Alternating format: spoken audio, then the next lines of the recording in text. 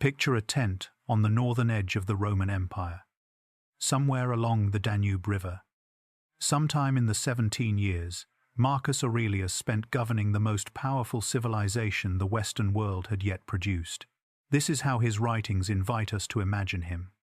Not in a palace, not in Rome, surrounded by marble and ceremony and the accumulated splendor of 2 centuries of imperial wealth. But here, in a military camp, in a tent that contains almost nothing, a narrow cot, an oil lamp burning low, a wool blanket of the kind issued to common soldiers, and on a small wooden table, a journal that was never meant to be read by anyone. His writings tell us, again and again, that he found the ceremonies of power hollow, that he suspected the purple robe of the emperor changed nothing about what was true and good, that the most urgent work of any day was not the governance of an empire, but the governance of himself.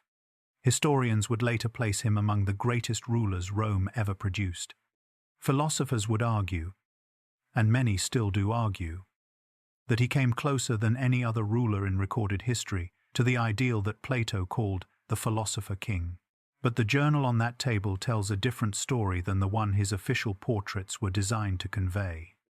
Not the story of a great man who loved power, the story of a man who found power frightening, who struggled every single day to live up to his own beliefs, and who left behind, without ever intending to, one of the most honest documents any human being has ever written. His name is Marcus Aurelius. He ruled Rome for 19 years, through plague and war and betrayal and personal loss, and if his own private words are to be believed, the thing he wanted most was something no amount of power could give him: the chance to simply be good. This is the complete life of Marcus Aurelius. Settle in, let the world outside grow quiet, and let us begin. Chapter 1. The world he was born into. Rome, in the year 121 AD, was not the Rome of collapse and spectacle that most people imagine when the name appears. It was Rome at its absolute peak. The empire had never been larger. It stretched from the moors of northern Britain to the deserts of Mesopotamia, from the Rhine River to the edges of the Sahara. Perhaps 70 million people lived within its borders, speaking dozens of languages, worshipping hundreds of gods, organized under a single administrative system of extraordinary sophistication. The roads that connected it were so well built that many of their foundations are still visible beneath modern European streets. The legal system that governed it was so carefully reasoned that its principles survived the fall of the empire itself and shaped the law codes of nations that would not exist for another 1,000 years. And at the center of all of it, the city of Rome, a city of perhaps 1 million people, which made it the largest urban concentration in the Western world by an enormous margin. From the outside, from the perspective of any traveler approaching it for the first time, it was overwhelming. The marble of the public buildings caught the light. The aqueducts carried fresh water from mountains miles away. The Colosseum, the Pantheon, the forums, the temples, the triumphal arches of generals who had marched armies across 3 continents. All of it accumulated into an impression of permanence and power that the city's builders intended and largely achieved. From the inside, the picture was considerably more complicated. Most of Rome's 1 million inhabitants lived not in the gleaming marble buildings that lined the processional routes, but in the insulae, the multi-story apartment blocks that filled the city's residential districts, poorly constructed, chronically overcrowded, vulnerable to fire and collapse. These buildings housed the actual population of the city in conditions that ranged from the uncomfortable to the genuinely dangerous. The streets between them were narrow and unpaved, and filled with noise and smell, and the dense human chaos of a city that had grown faster than any plan could organize. This was the world Marcus Aurelius was born into on the 26th day of April in 121 AD. Not the marble Rome of official portraits, but the full, complicated reality of it. The grandeur and the squalor, the extraordinary sophistication, and the extraordinary inequality, all layered together in a city that was simultaneously the greatest achievement of human organization and a place where most people's daily lives were precarious. His family, the Unni, came originally from the province of Baetica in what is now southern Spain. They had risen through the ranks of Roman aristocracy over several generations with the steady accumulation of wealth, property, and political connection that the Roman system rewarded in those who navigated it well. His grandfather had served as consul, the highest elected office in the Roman Republic's tradition, now largely ceremonial, but still carrying enormous social weight. His father, Marcus Annius Verus, was by all accounts a man of good character and genuine reputation. His father died when Marcus was very young, perhaps only 3 years old. We do not know the cause. We know only the effect, which is visible in the Meditations 4 decades later in the way Marcus writes about his father. Not with the directness of lived memory, but with the careful reverence of a man reconstructing someone he knows only through what others told him. He thanks his father, in those private pages, for his modesty and his character, qualities Marcus would have learned about second hand, through his grandfather's accounts, through family stories, through the particular kind of love that attaches to someone known only through reputation. That early loss shaped him in ways that went deeper than the ordinary grief of a young child. It meant that the primary male influence in his formative years was his grandfather, also named Marcus Annius Verus, a man of considerable dignity and warmth. In the Meditations, Marcus thanks his grandfather for teaching him to be gentle and meek. Read those words carefully against their context. This was Rome, a culture that built its entire identity on dominance, conquest, and the aggressive assertion of masculine power. For a Roman grandfather of the ruling class to deliberately cultivate gentleness in his grandson was a choice that went against the grain of nearly everything the culture around him prescribed. That Marcus remembered it with gratitude 40 years later tells you something essential about the household where his character was first formed. The other great shaping force of his childhood was not a person, but an institution, and not exactly a welcome one. When Marcus was around 6 years old, the Emperor Hadrian noticed him. Hadrian was one of the most complex figures of the imperial period, a ruler of genuine intelligence and wide-ranging curiosity, who had traveled more of his empire than any emperor before him, who had built the wall in Britain that still bears his name, who had genuine enthusiasm for Greek culture and architecture and philosophy that went far beyond the fashionable Hellenism of his class. He was also, by the end of his reign, prone to the paranoia and cruelty that the ancient sources suggest power, held long enough and without sufficient counterweight, tends to produce in even capable rulers. But in the years when he noticed the young Marcus, Hadrian was still the dominant force of the era, and what he noticed in the child was something that his biographers record with a consistency, suggesting it was genuinely remarkable. He gave Marcus a nickname, Verissimus, the most genuine, or, in another translation, the most true. It is an unusual thing to call a 6-year-old. Most emperors who took notice of children at court praised their physical bearing or their family name or their potential for military service. Hadrian praised this particular child for his honesty. Whether that reflected something he genuinely saw in the boy, or whether it became a prophecy that Marcus spent his entire life fulfilling, is a question the historical record does not settle.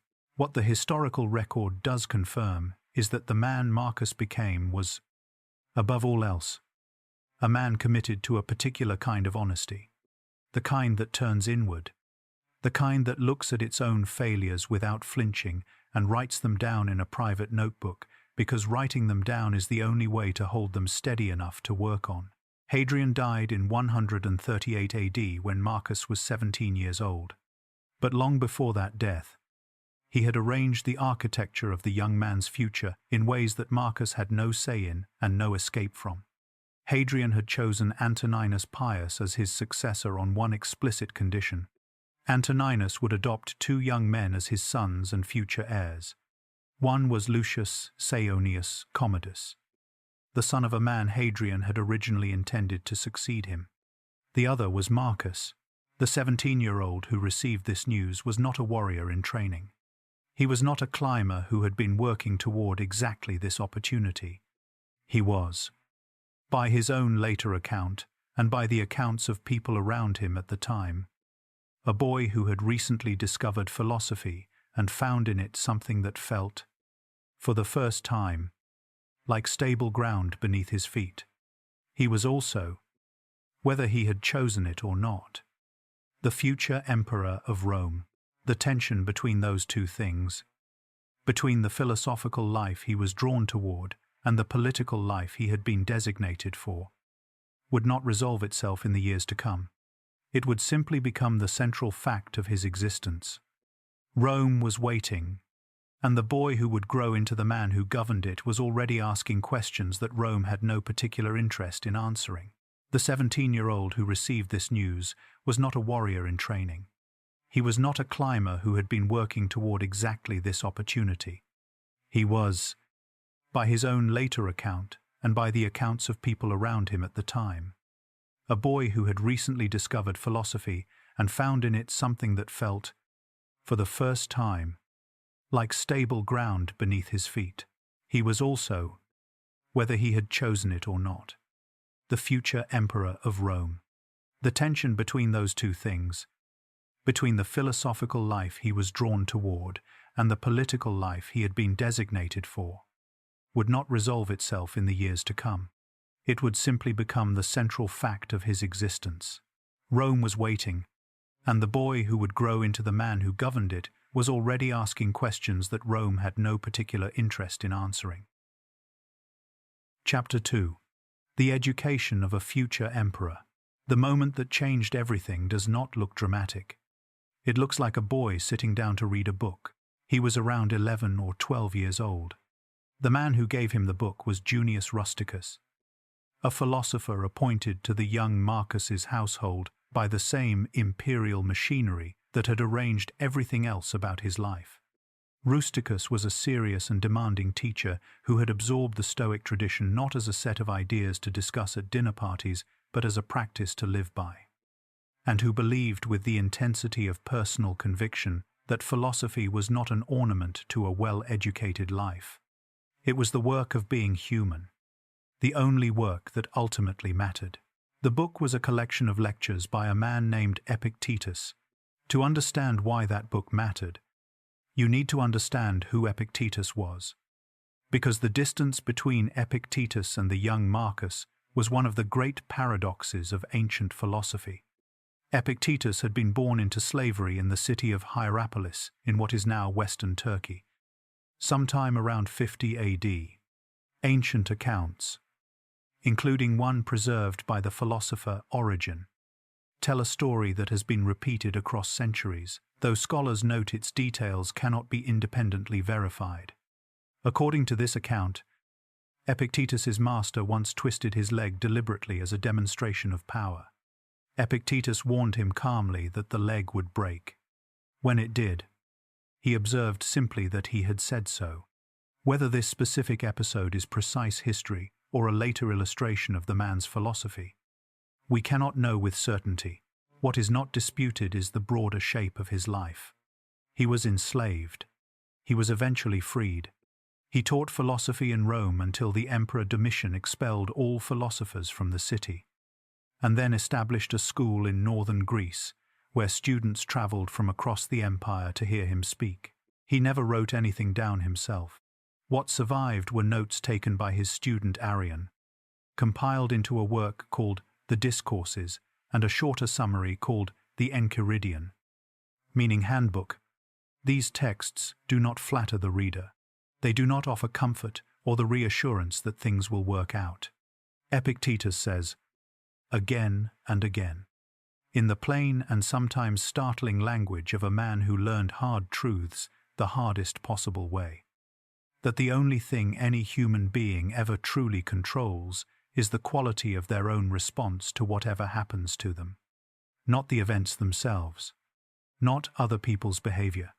Not the body's health or the state's stability or the weather at the frontier. Only the response. Only the quality of the inner life that you bring to whatever the world delivers. For a boy, being trained to receive the most powerful position in the world, this was a strange text to fall in love with.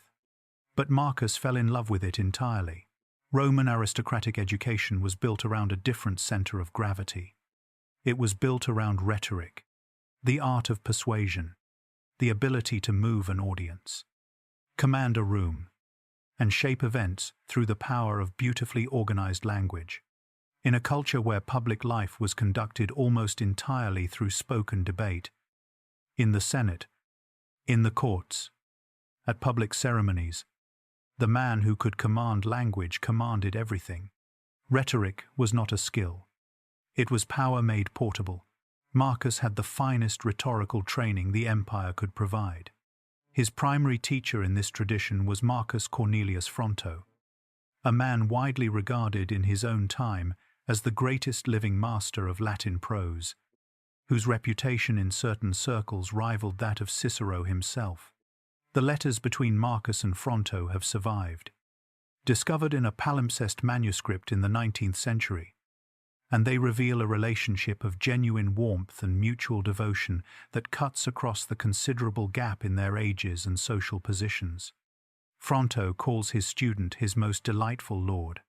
Marcus writes back with an openness of feeling that is unusual in Roman correspondence between people of unequal status, telling his teacher that he loves him and thinks of him often. But the letters also contain a tension that Fronto eventually names directly. In one letter, he gently complains that Marcus seems to be spending more time on philosophy than on his rhetorical exercises. The note carries something beyond pedagogical concern. It carries a trace of hurt from a man who had given his student everything he knew about the power of beautiful language, and who was watching that student choose something else. What Marcus was choosing, and why it mattered more to him than anything Fronto could offer, requires understanding what Stoicism actually was before it became a word that people use to describe someone who does not show their feelings at a difficult moment. Stoicism was founded in Athens around 300 BC by a merchant named Zeno of Citium who had survived a shipwreck, lost his cargo and his livelihood, wandered into a bookshop, read an account of Socrates, and decided to change his life. He began teaching in a covered walkway called the Stoa Poikile, the painted porch, which gave the school its name. Over the following centuries, the philosophy spread through the Greek-speaking world and eventually became one of the dominant intellectual traditions of educated Romans, not as an academic exercise, but as a practical guide to living. The core of it is a single distinction that sounds simple and proves, in practice, to be inexhaustibly. The world divides into things within your control and things outside it.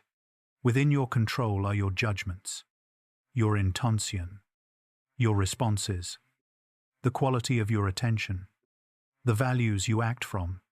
Outside your control is everything else. Your reputation, other people's opinions of you, whether the harvest fails or the enemy crosses the border or the person you love gets sick. The Stoics called these externals, and they argued with careful consistency that attaching your sense of well-being to externals was the source of virtually all human suffering. Because externals are by definition unreliable. They change. They disappoint. They are taken from you.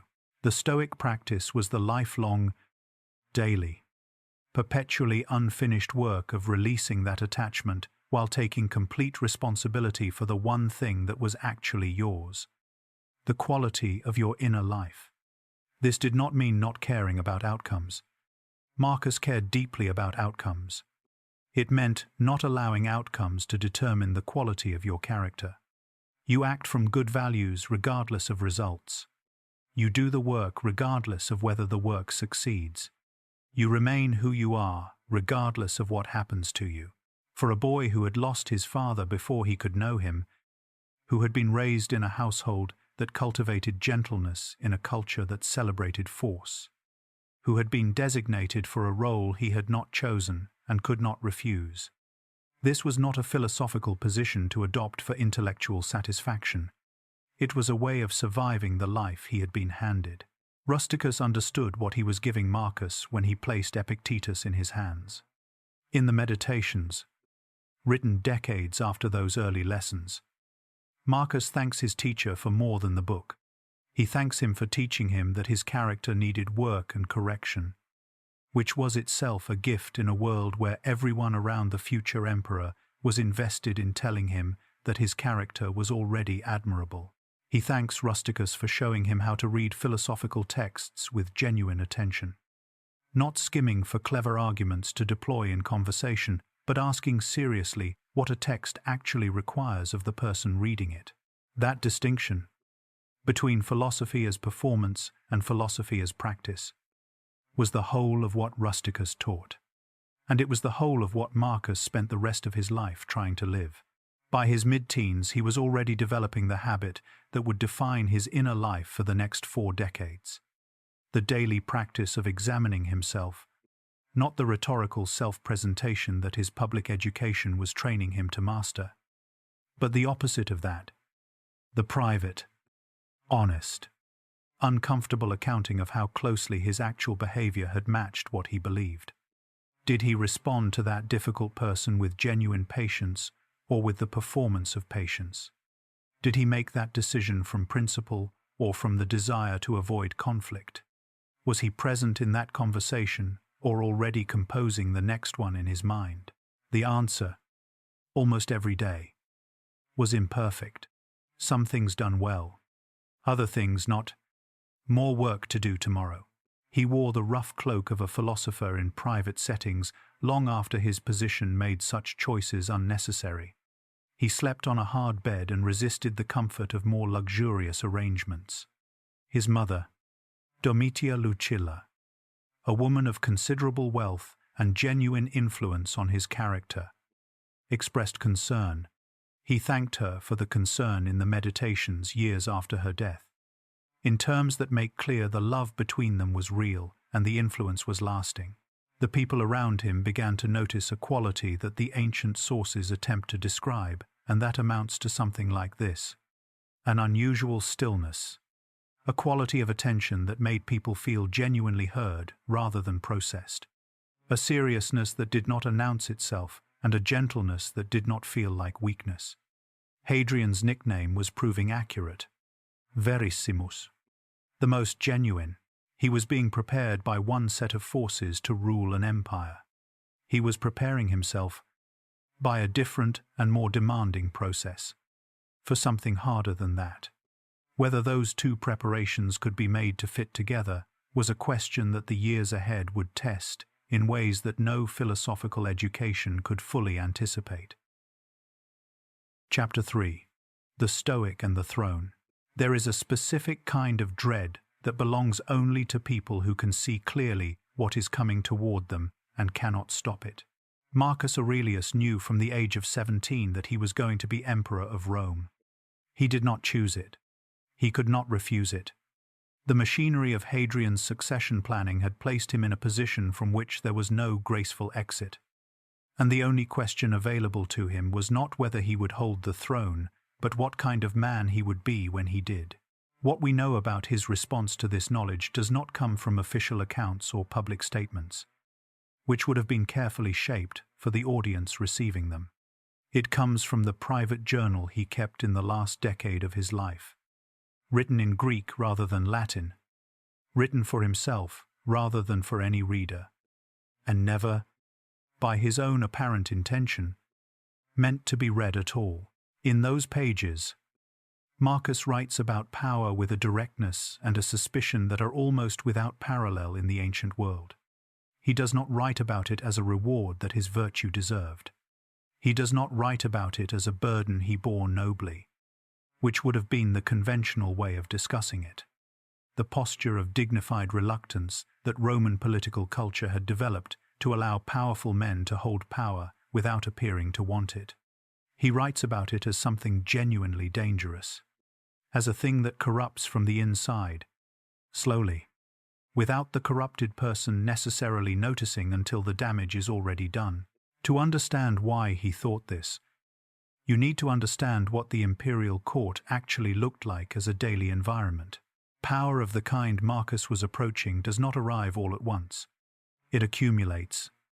And as it accumulates, it changes the information that reaches you and the quality of the attention people bring to your presence. Every person Marcus would encounter in his professional life as emperor would have some stake in his approval. Advisors whose counsel contradicted him risked their access and their influence. Courtiers who praised his decisions, however poor those decisions were, gained proximity and favor. The feedback loops of the court all pointed in the same direction, toward confirming the emperor's existing judgments, toward making him comfortable, toward never introducing the kind of friction that genuine honesty produces. The Stoics had a name for what this environment did to the people who lived inside it long enough. They called it the corruption of the ruling faculty.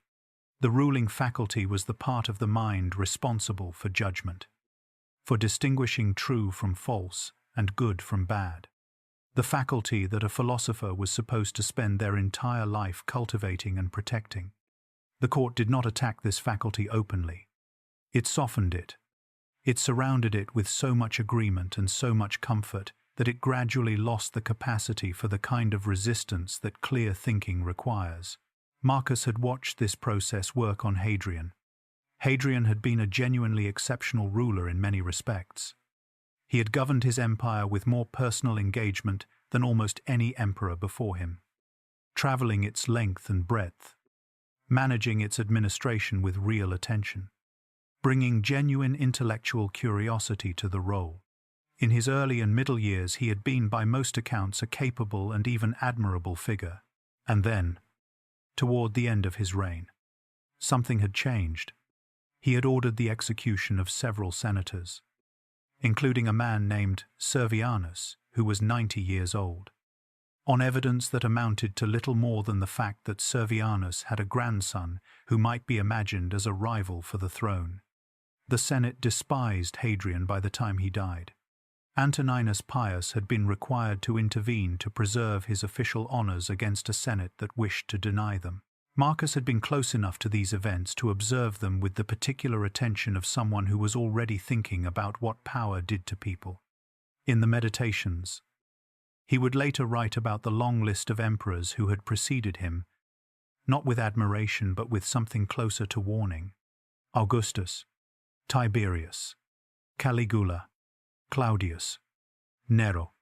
The names accumulate not as a catalogue of achievement but as a reminder. The office does not make you good. The character you bring to the office is the only thing that matters. And character, the Stoics insisted, was not given. It was built, daily, through practice, and it could be lost the same way. Antoninus Pius became emperor in 138 AD. Marcus was immediately drawn into the actual work of governance.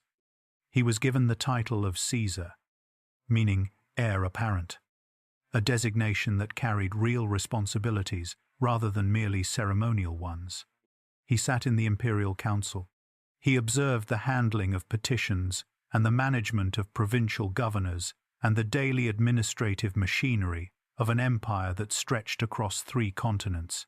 Antoninus was, by the judgment of virtually every ancient source that discusses him, and by the assessment of most modern historians of the period, a genuinely good man in a role that did not always reward goodness. His reign of nearly 23 years was notable for what it lacked as much as for what it contained. It lacked purges. It lacked wars of conquest. It lacked the paranoid violence that had characterized the declining years of several of his predecessors. Antoninus governed through consistency and patience, and a capacity for calm that Marcus would later describe in the Meditations with the specific gratitude of someone who understood, having seen the alternative, exactly how rare those qualities were in people who held absolute power. But there were things Antoninus could not teach Marcus. because Antoninus had not encountered them. He had never commanded an army in a real war. He had governed during a period of relative peace that was, in the longer perspective of Roman history, an anomaly. The stability of his reign was real, but it was also fragile in ways that would only become visible to his successor. And underneath all the learning and the preparation, underneath the council sessions and the administrative education and the philosophical practice, something else was accumulating in those 23 years of waiting. A knowledge that had no comfortable home in either the official optimism of imperial preparation or the Stoic equanimity Marcus was cultivating as his primary psychological resource. He was going to be responsible for all of it.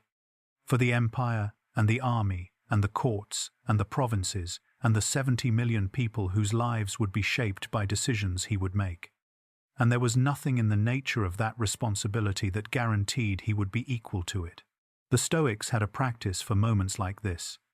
They called it the premeditation of adversity, the deliberate, clear-eyed imagining of the difficult things ahead. Not to generate anxiety, but to dissolve it. To face the feared thing in the mind before it arrived in reality, and find that it was survivable. Marcus practiced this throughout his life. He wrote about it in the Meditations with the matter-of-fact tone of someone describing a calisthenics routine. Something you do every morning not because it is pleasant, but because it prepares the body, or in this case the mind, for what the day might bring. He was preparing. In this way, for 19 years of being the most powerful and the most scrutinized, and in some respects, the most alone person in the world. He could not fully know what that would require. No preparation could make it fully known in advance. What he had was the practice, and the practice, as the years would confirm, was the only resource that reliably traveled with him into whatever the empire required next. Chapter 4. 23 years of waiting. The years between 17 and 40, the years Marcus spent as heir apparent under Antoninus Pius, are the least dramatic chapter of his life, and in some ways the most important one. Nothing happened during those years, in the sense that ancient historians meant when they used that word. There were no battles, no crises requiring heroism, no dramatic reversals of fortune. The empire was stable. The administration functioned. Antoninus Pius governed with the steady, unheroic competence that would later cause historians to struggle to say much about his reign beyond the fact that it was peaceful and well run, which turns out to be a more significant achievement than it initially sounds. What those 23 years contained, for Marcus, was the slow and unglamorous work of formation. He studied the letters between Marcus and Fronto, covering much of this period, show a student who is genuinely engaged, rather than going through the educational motions that his position would have allowed him to simulate without consequence. He reads carefully. He argues with his own previous positions. He asks questions that reveal a mind interested in getting things right, rather than in appearing to have already gotten them right, which in a person of his social position was less common than it should have been. He also, quietly and deliberately, chose philosophy over rhetoric in a way that Fronto noticed and mourned, and Marcus never reversed. Not because rhetoric was useless.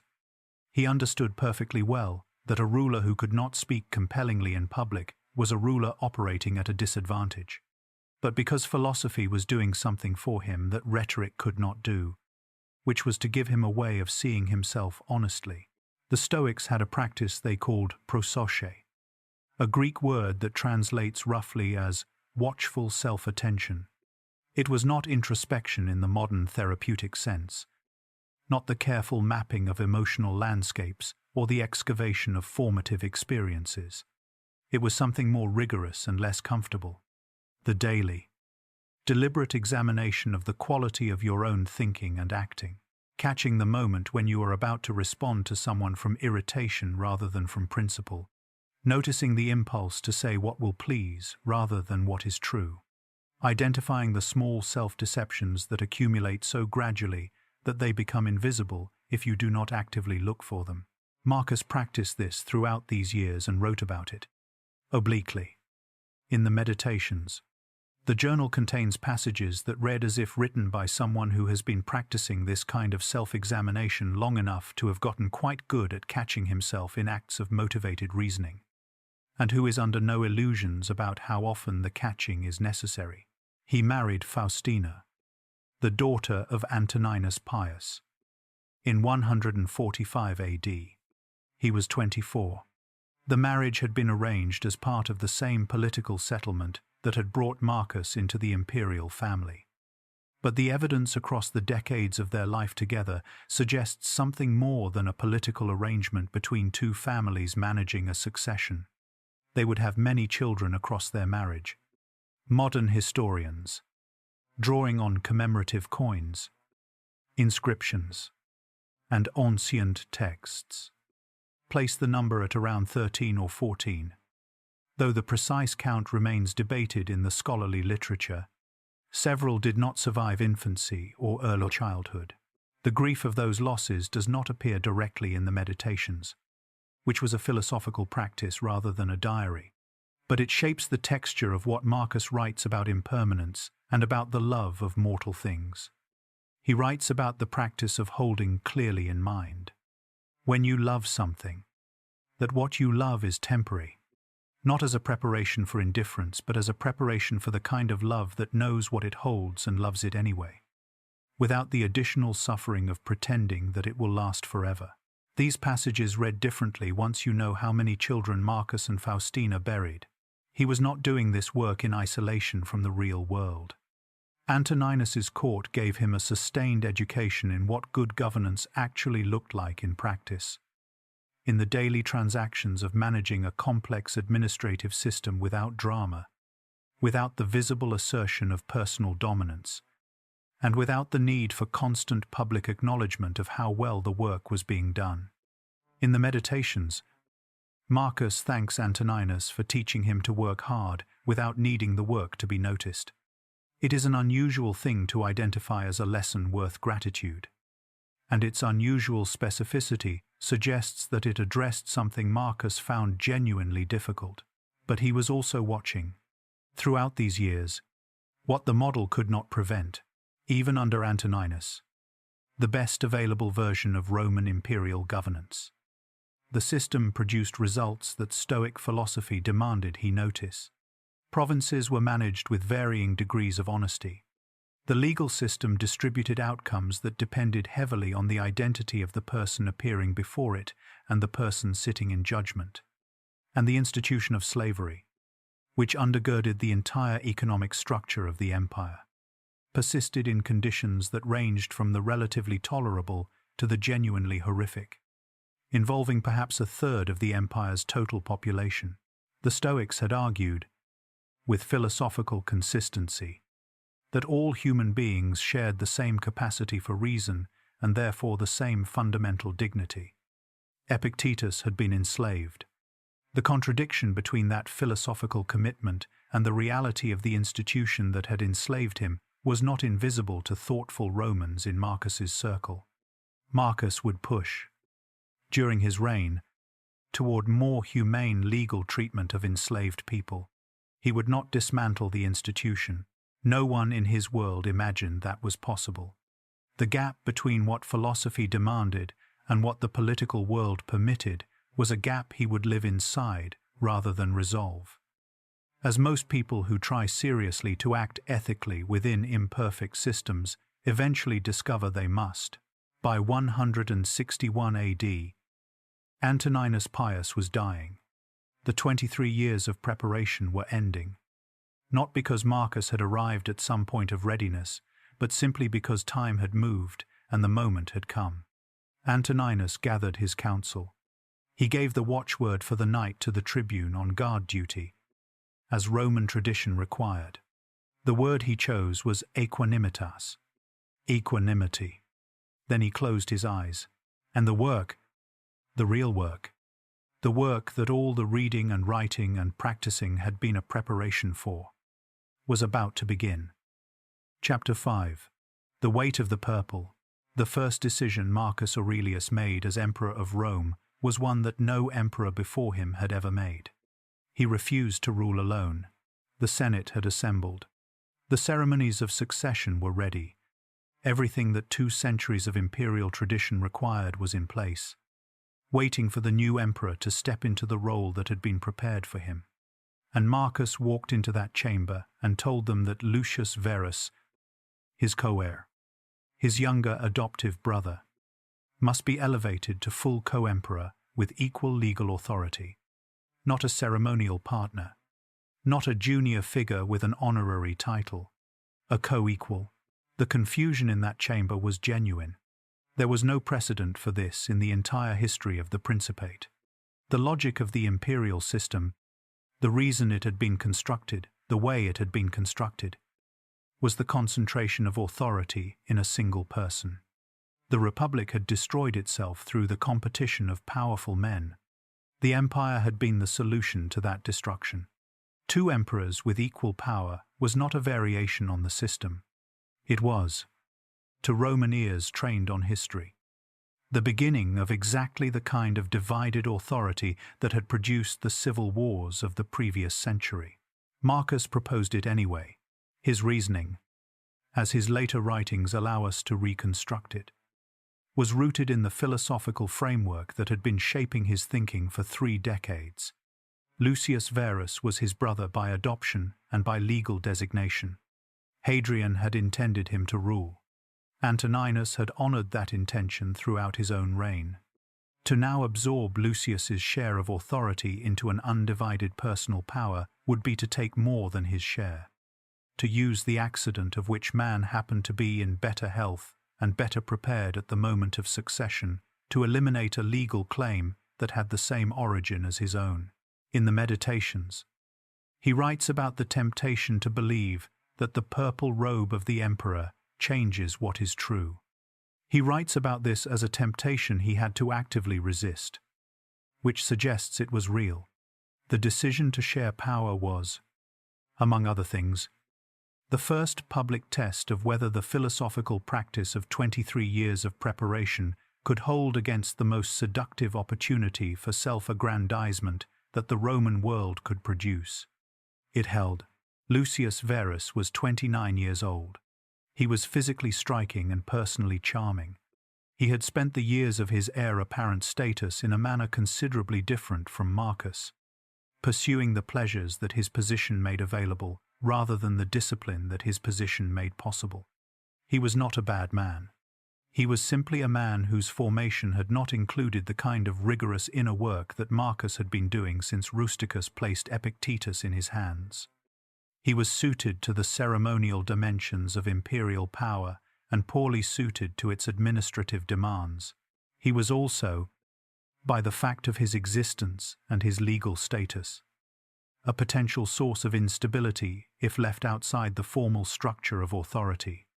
Including him with genuine title and genuine responsibility, channeled the forces that would inevitably gather around him into the official machinery, rather than allowing them to build outside it. The decision to share power was philosophical principle applied with political intelligence, which was, for Marcus, the same thing approached from different angles. The Senate ratified the arrangement. Lucius was elevated, and almost immediately, the empire demonstrated that it had been waiting for a period of stability to produce the kind of crisis that stability suppresses. The Parthian Empire, Rome's great rival to the east, had moved on Armenia. The Parthian king Vologases IV had installed his own candidate on the Armenian throne, a direct challenge to the Roman client system that could not be ignored. Armenia sat between the 2 powers and controlled vital trade routes. If Rome accepted what had happened without response, every other client kingdom on every other border would draw the obvious conclusion about the cost of Roman guarantees. Marcus could not go east. The administration of the empire and the developing pressures on the northern frontier required his presence in Rome. Lucius was sent, with a team of experienced generals who would conduct the actual operations, while Lucius provided the imperial authority that Roman armies and eastern populations required. Among those generals was a man named Gaius Avidius Cassius, whose name would return to this story in a very different context years later. The campaign succeeded militarily. Roman forces under Cassius pushed deep into Parthian territory, sacked Seleucia on the Tigris, and captured the Parthian capital of Ctesiphon.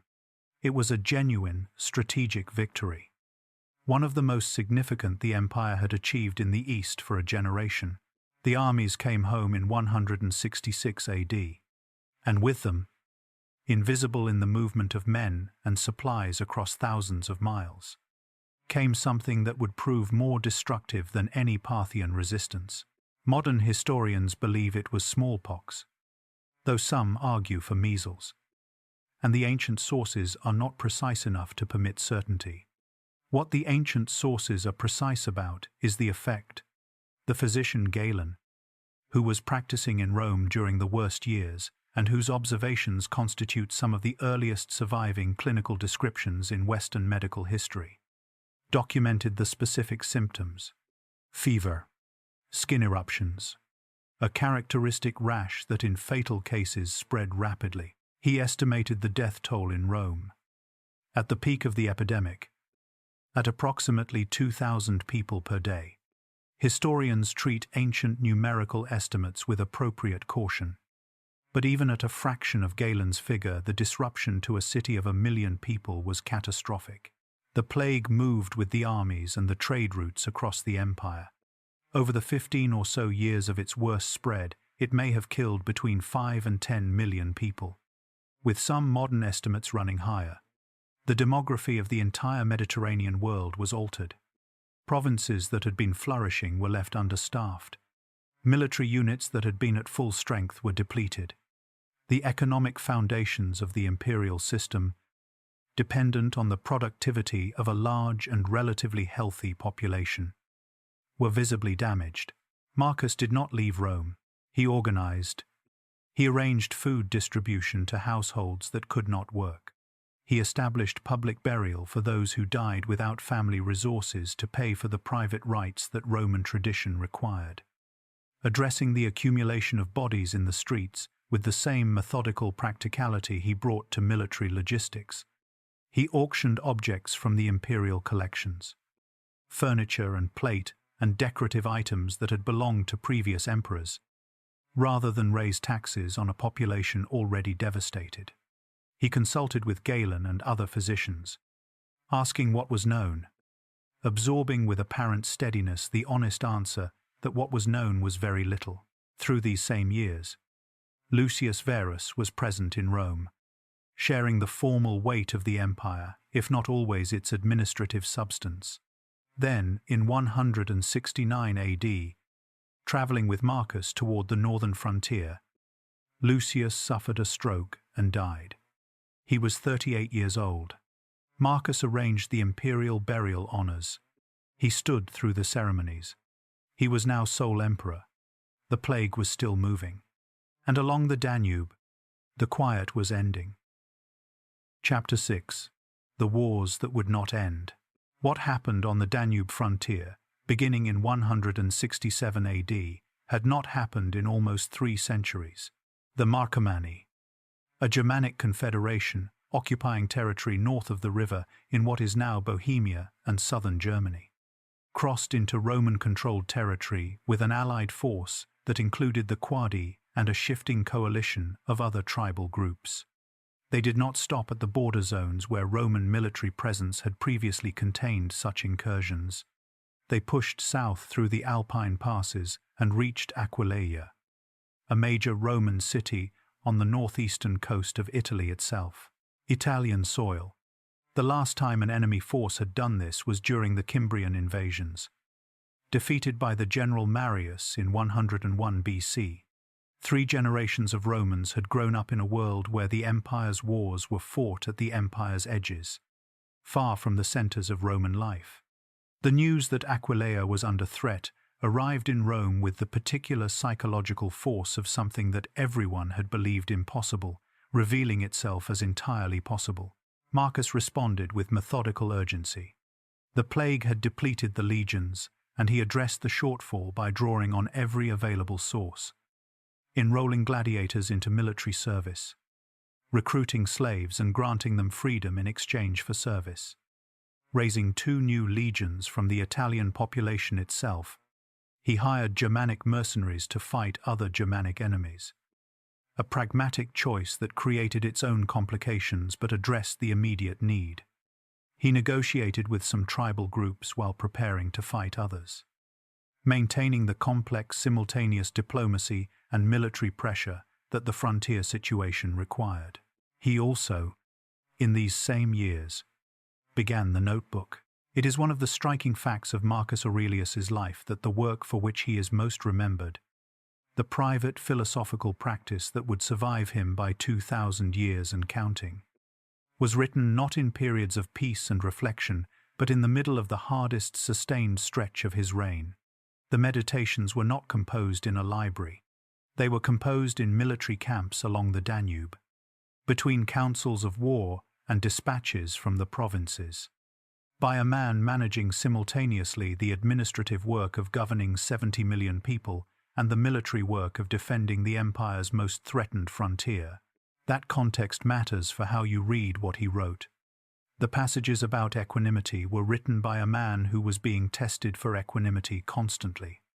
The passages about accepting what you cannot control were written by a man dealing with a plague he could not stop and a war he could not fully win. The passages about the impermanence of everything were written by a man watching soldiers die and cities empty, and the confident stability of the Antonine era visibly eroding.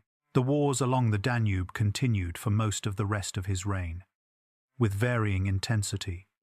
Periods of advance and consolidation, followed by renewed pressure as tribal alliances shifted and reformed. Marcus spent more of his reign in military camps along the northern frontier than in Rome itself. He was governing the empire by correspondence, conducting legal and administrative business from tents, sleeping in the conditions that common soldiers slept in, rather than the comfort that his position could have provided.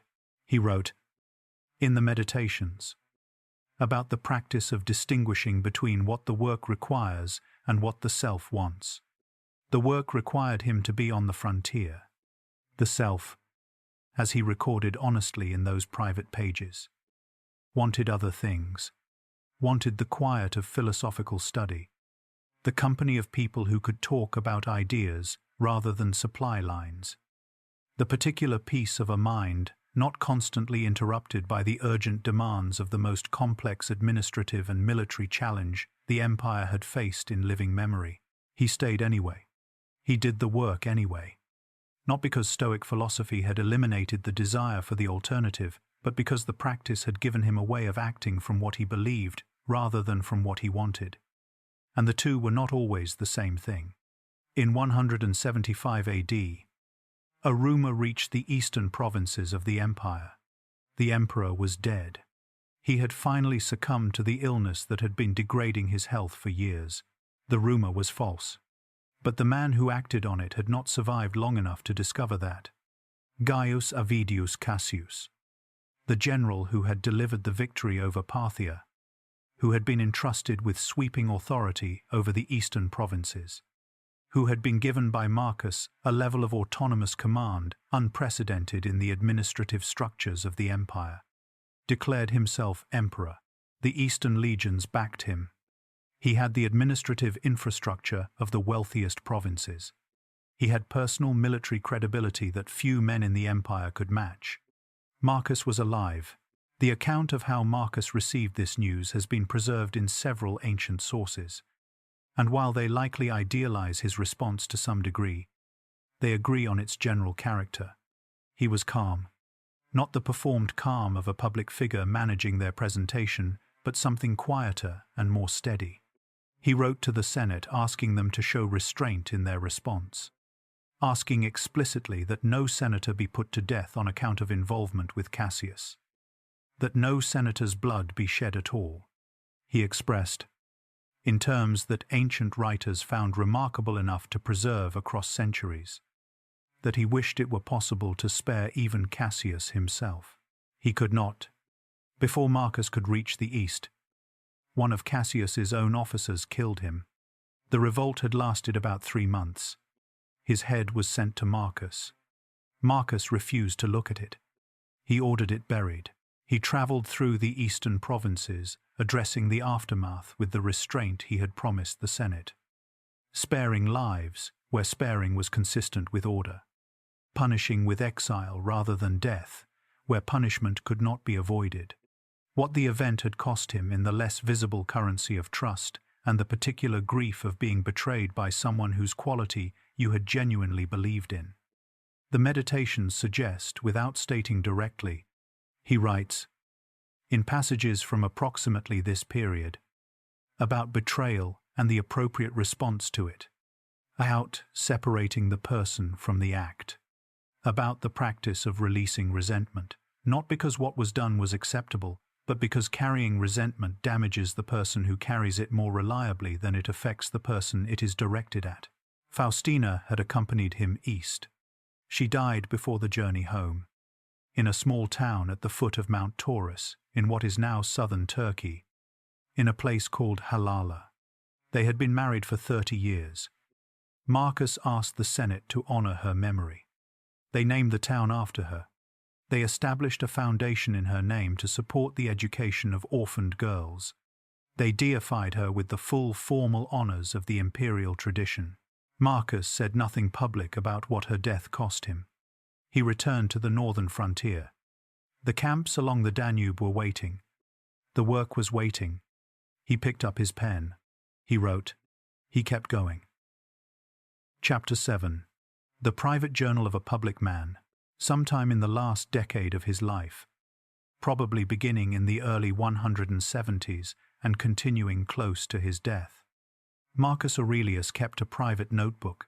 He wrote it in Greek rather than Latin. This was a deliberate choice that tells you something important about the purpose of the writing.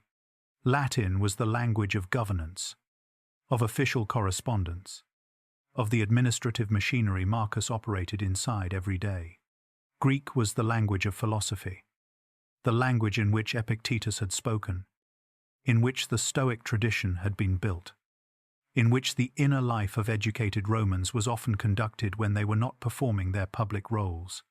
Writing in Greek was a way of stepping out of the emperor's office and into something more private and more honest.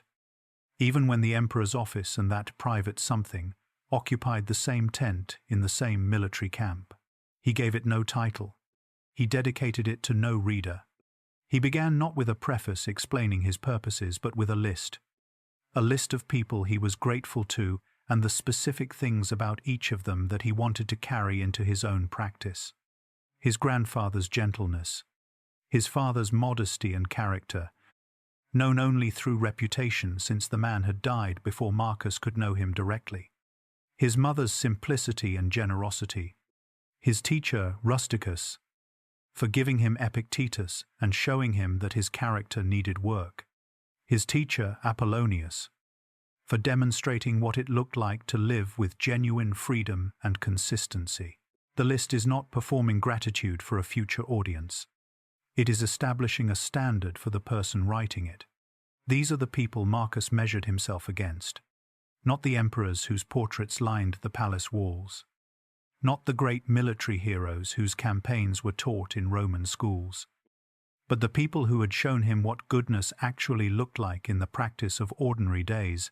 He returned to those names before each session of writing as a way of remembering why he was writing. The title the work carries today, The Meditations, is not Marcus's title. It is a later convention, derived from the Greek manuscript tradition that sometimes described the work as things addressed to himself. The philosopher and translator Gregory Hayes, whose modern English version brought the Meditations to many readers who might not have sought out ancient philosophy, describes the work as something that resists easy categorization. It is not a diary and not a philosophical treatise.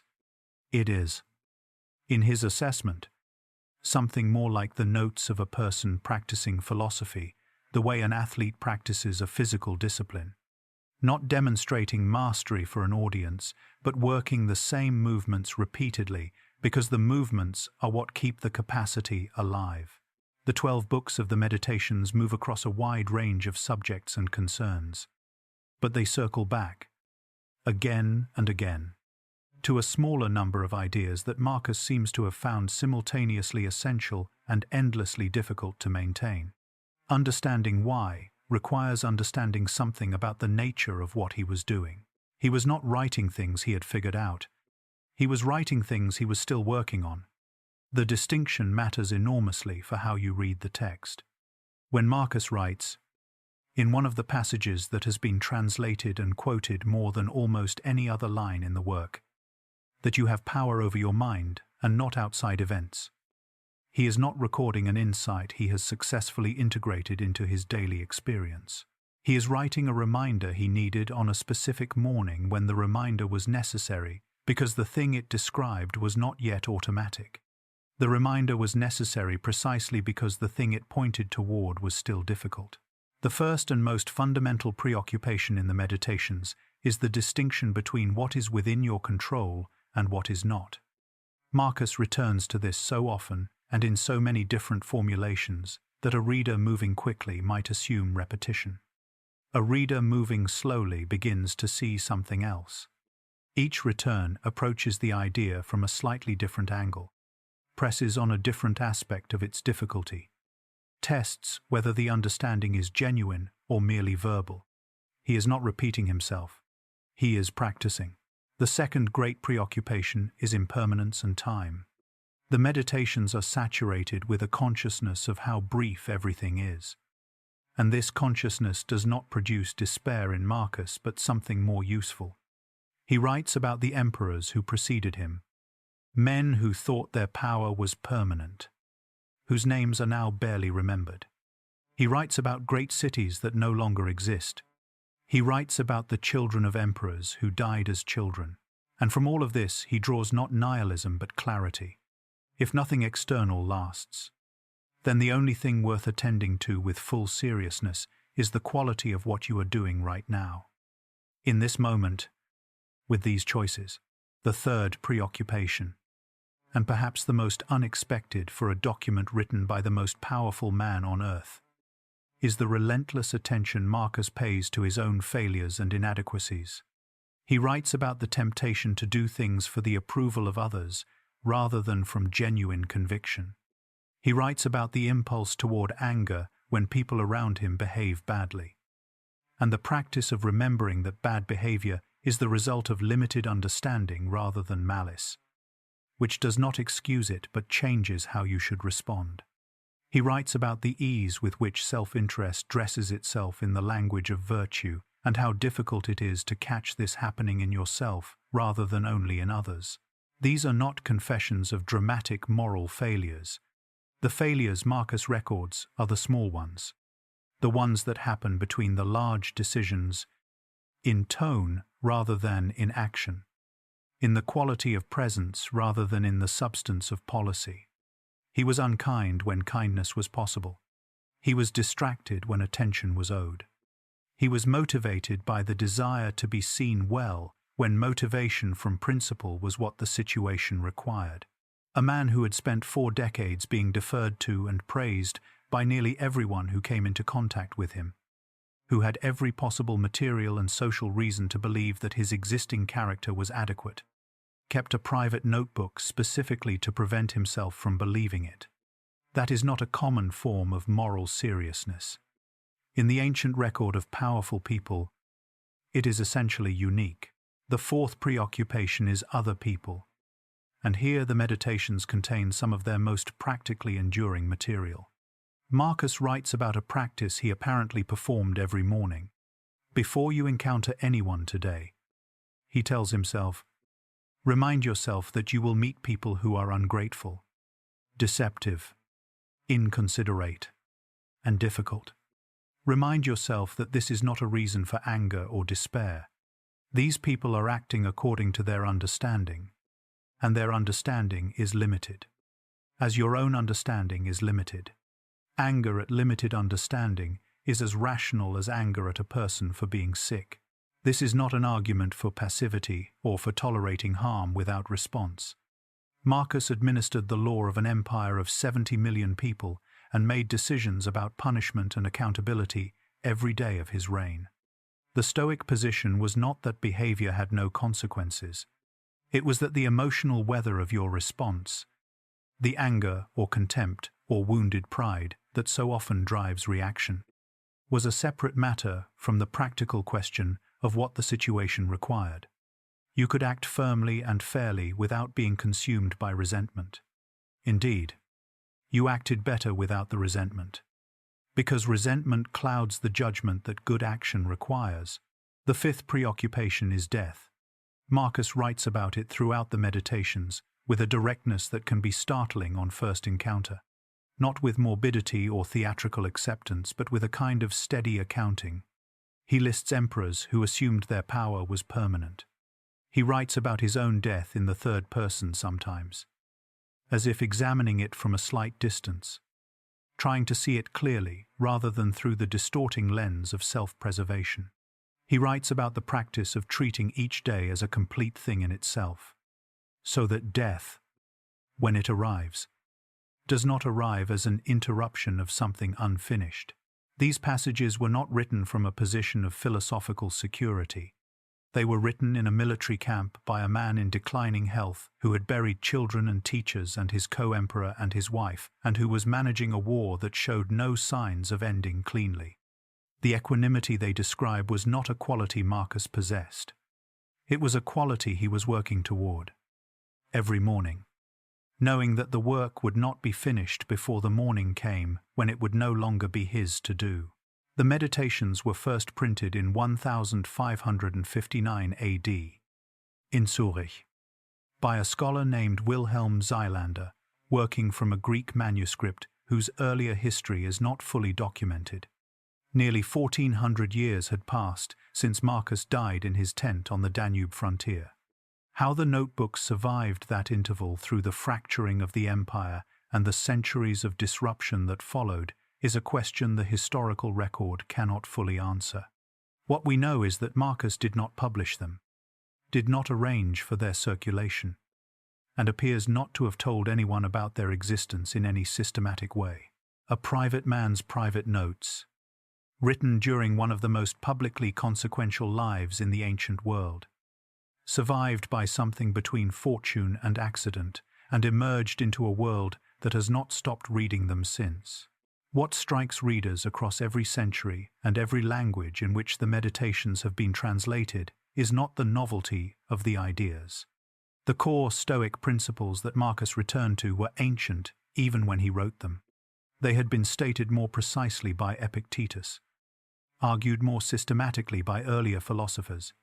What belongs entirely to Marcus, what cannot be found anywhere else in the historical record, is the specific combination, ideas that are old, applied under these specific conditions, by a person writing about the application with this degree of honesty about the gap between the ideal and the actual. He was not writing it to be admired. He was writing it to survive his own life.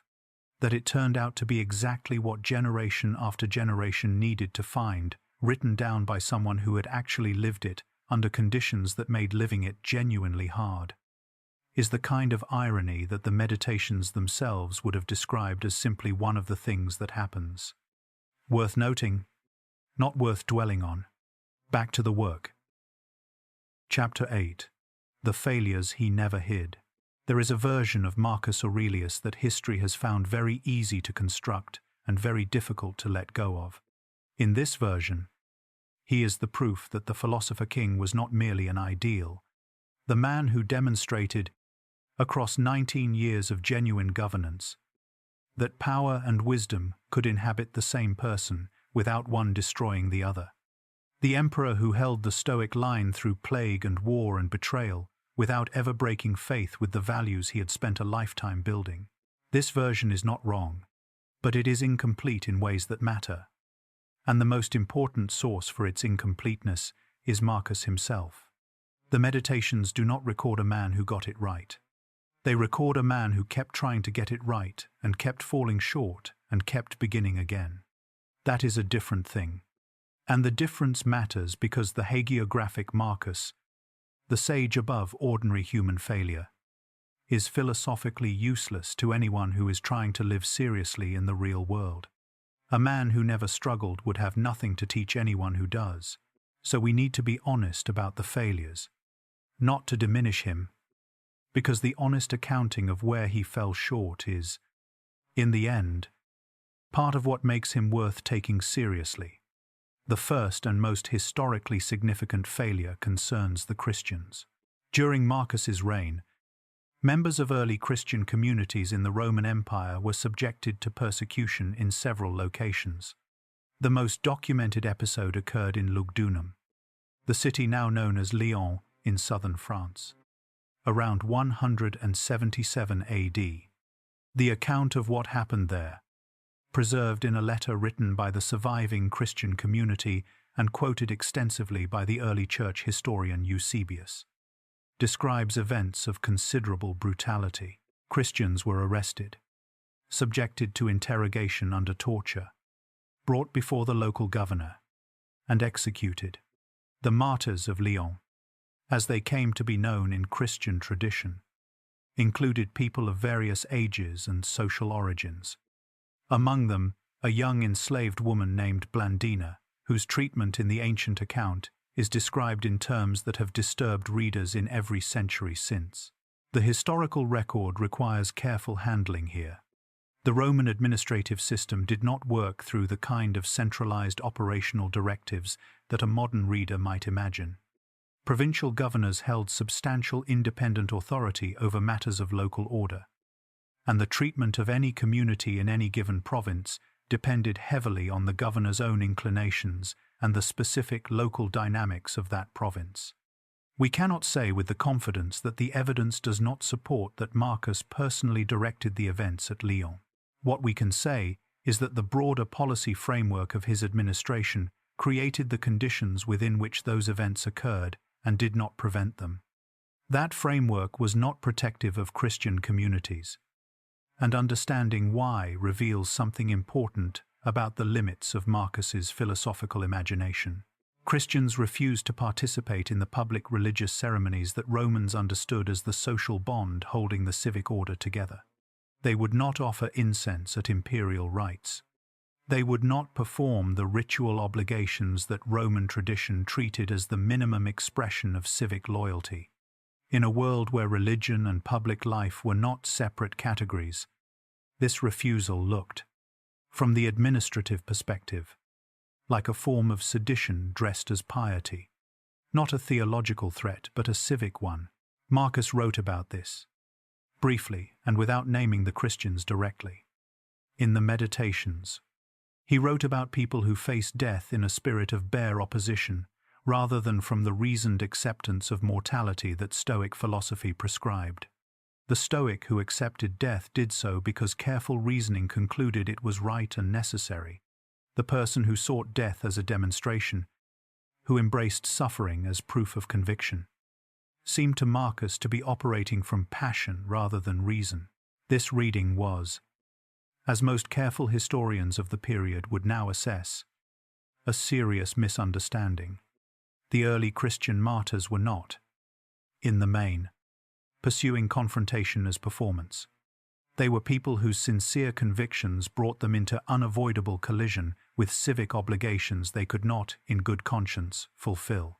The difference between Stoic acceptance of death and Christian witness unto death was more genuine and more philosophically interesting than Marcus's dismissal acknowledged. But Marcus, the evidence suggests, did not look closely enough to see the distinction. He had a framework available, and he applied it without sufficient examination. The man who wrote so carefully in the Meditations about the necessity of understanding other people's perspectives before judging them, who insisted that you must look for the rational explanation behind behavior before concluding that someone is acting from stupidity or malice, applied a considerably less generous framework to the specific group generating the most persistent friction with Roman civic order during his reign. He did not see himself in them. The philosophical commitment to universal human dignity, which Stoicism had articulated more clearly than almost any other ancient tradition, did not extend, in his practice, to protecting the people who held a different version of the same fundamental conviction that some things matter more than the approval of the powerful. Under his reign, within the framework of Roman civic order his administration maintained, the persecution at Lyon occurred and was not prevented. That is the honest statement of what the evidence supports. The second major failure is in some ways the harder one to sit with, because it is so recognizably human. He chose Commodus. For nearly 80 years before Marcus became emperor, the succession of the Roman Empire had been managed through adoption rather than bloodline. Navarre had chosen Trajan. Trajan had chosen Hadrian. Hadrian had chosen Antoninus Pius. Antoninus had chosen Marcus. Each of these choices had been made, broadly and imperfectly, on the basis of identifying the most capable available person rather than the nearest available blood relative. The results had been, by the standards of imperial governance, genuinely good. The historians who later examined this period with the perspective of what followed would describe it as the closest approximation to just and stable rule that the ancient Mediterranean world had achieved.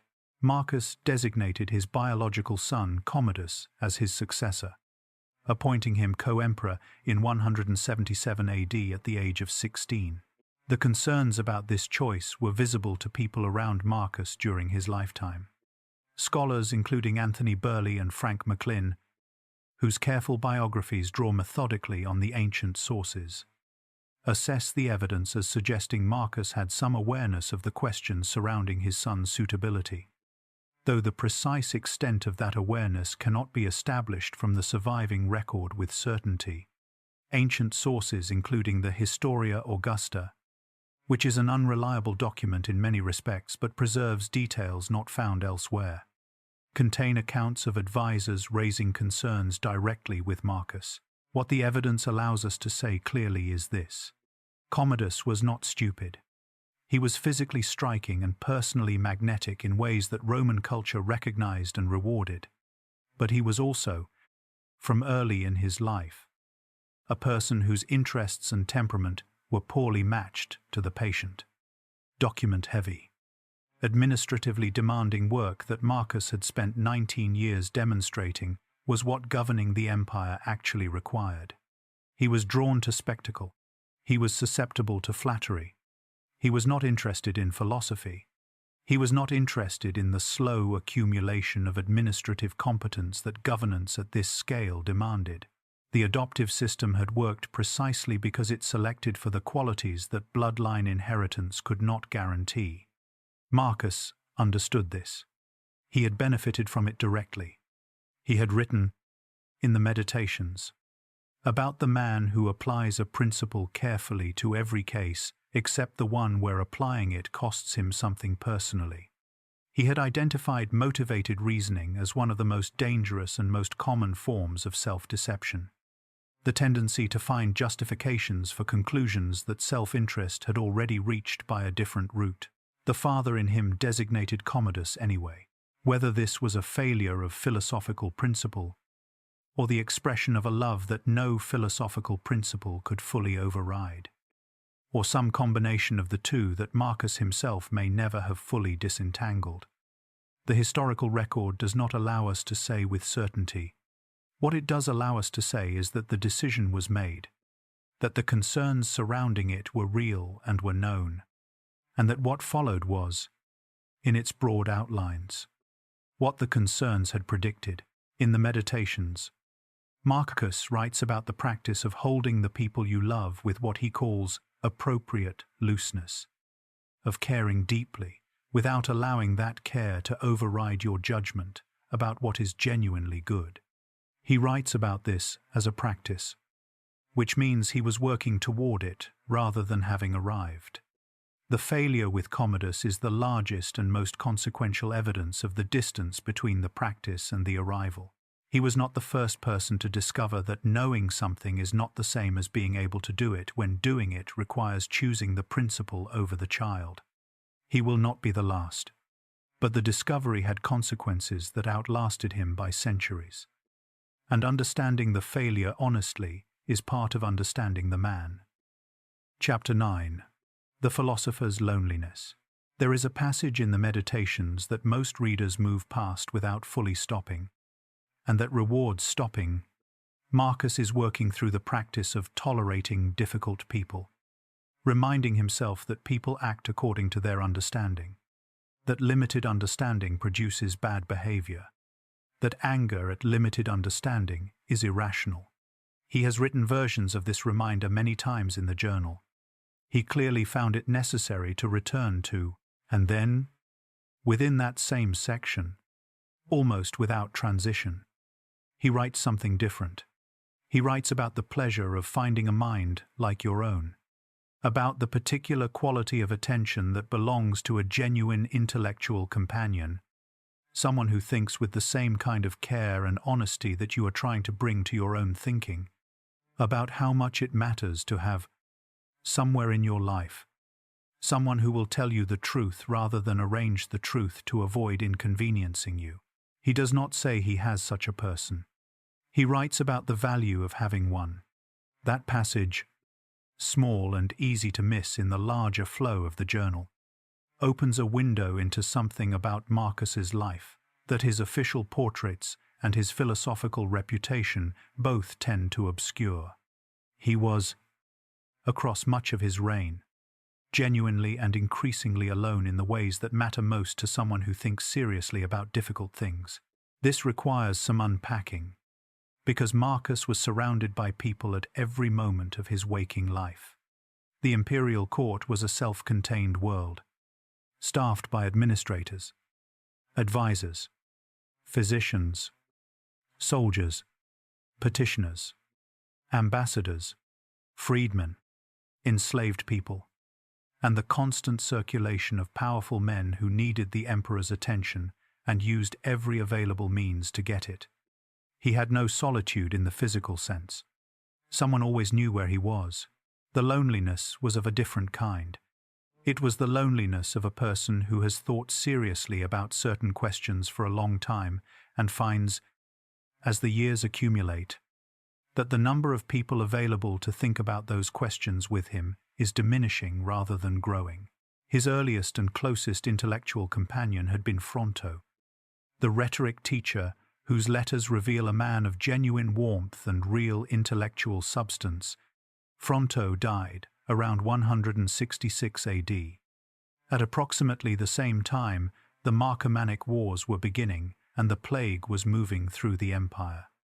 By the time Marcus was facing the hardest sustained stretch of his reign, the man who had known him longest as a thinker and a student, who had watched him choose philosophy over rhetoric and had mourned the choice even while continuing to love the person who made it, was gone.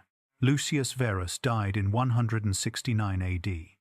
Lucius had not been Marcus's philosophical equal or even, by most accounts, his philosophical interest, but he had been present. He had shared the formal weight of the throne, provided companionship in the ceremonial and logistical dimensions of imperial life, and his presence meant that the performance of power had, for 9 years, not been entirely a solitary act. When he died, Marcus was sole emperor for the remaining 11 years of his life, sole in the formal sense and increasingly sole in a more interior sense as well. He tried to maintain connection with the philosophical world that had shaped him. He endowed 4 chairs of philosophy in Athens in 176 AD, one each for the Platonic, Aristotelian, Stoic, and Epicurean traditions. This was an act of genuine cultural commitment, expensive and carrying no political benefit. The kind of thing a person does when they care about something for its own sake rather than for what it can do for them. He corresponded with philosophers throughout his reign. He invited philosophical visitors to court. But correspondence and patronage are not conversation, and the specific quality of being genuinely challenged by someone who knows you well enough to push past your defenses, who cares about the truth of what you think more than about the comfort of the person thinking it.